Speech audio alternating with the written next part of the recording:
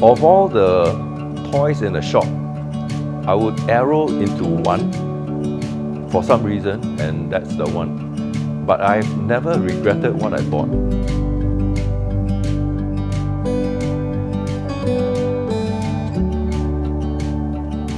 I'm Eddie Sang, and I'm a supposed rock photographer.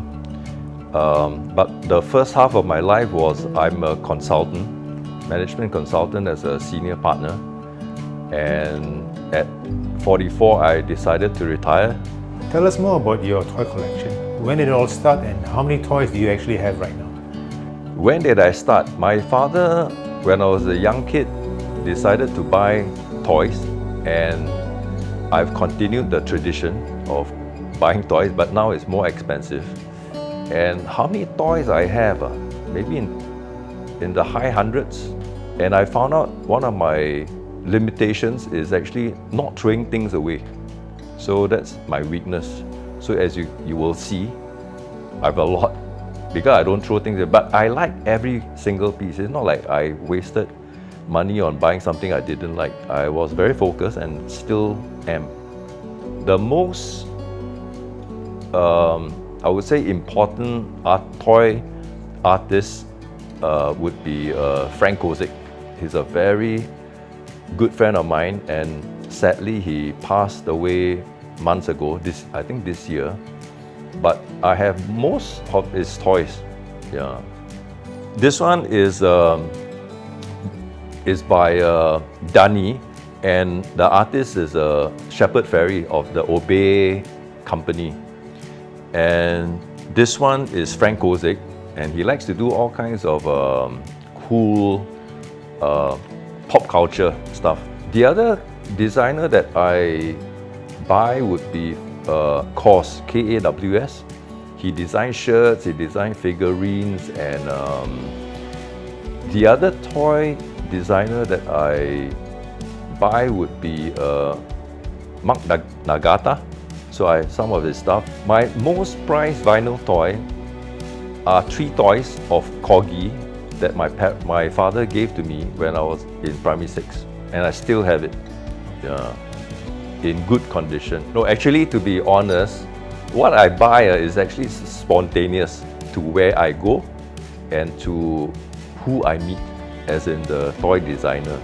When I see something of a Chinese culture, I would buy, but especially with pop injection.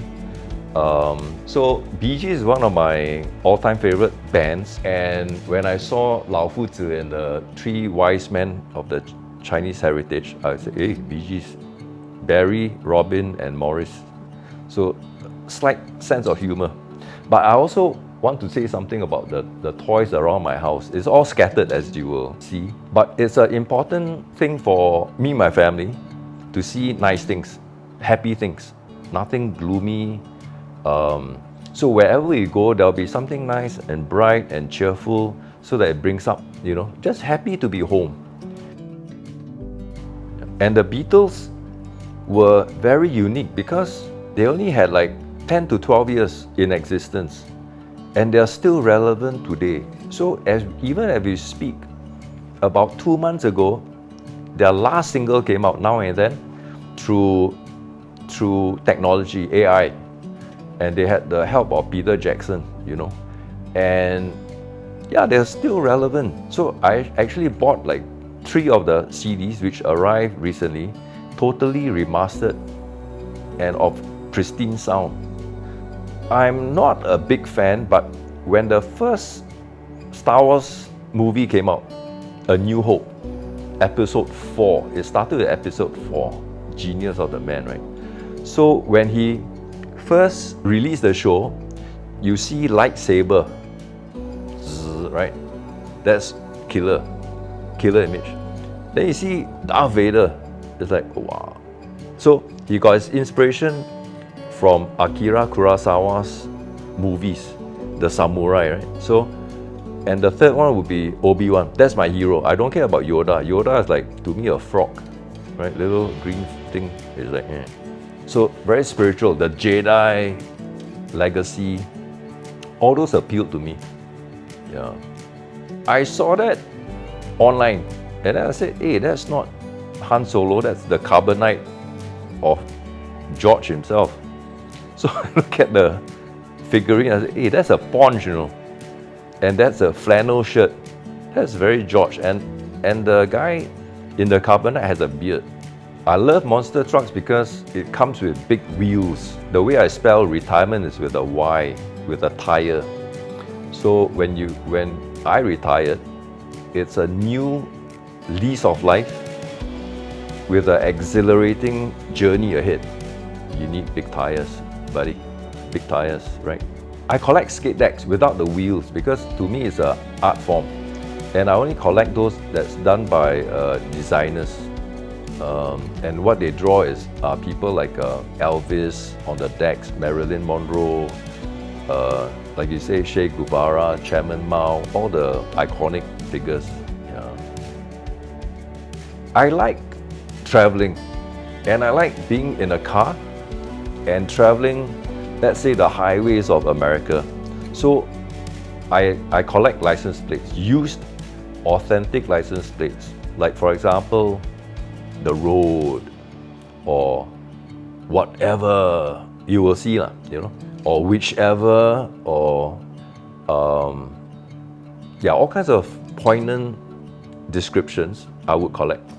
Some of the toys is a series, and like the Che Guevara that you mentioned, so I have the complete set. So let's say there's 4, I would like have 3, and then wow, I need the last one. I'm late in the game, so everyone would have it. So I'm probably late like 3 years or something. So as I said, I'm not chasing toys. If I like it, I'll buy it. So it's like, okay, I got this, I got 1, I got 2, then I got later on, 1 year later, get the 3rd one, and then you realize there's 1 more. That applies to the Frank Kozik Anarchy series. It's like unending. I have like 20 pieces, almost there, but I'm sure there's 1 more that's, so the game goes on, you know. Yeah.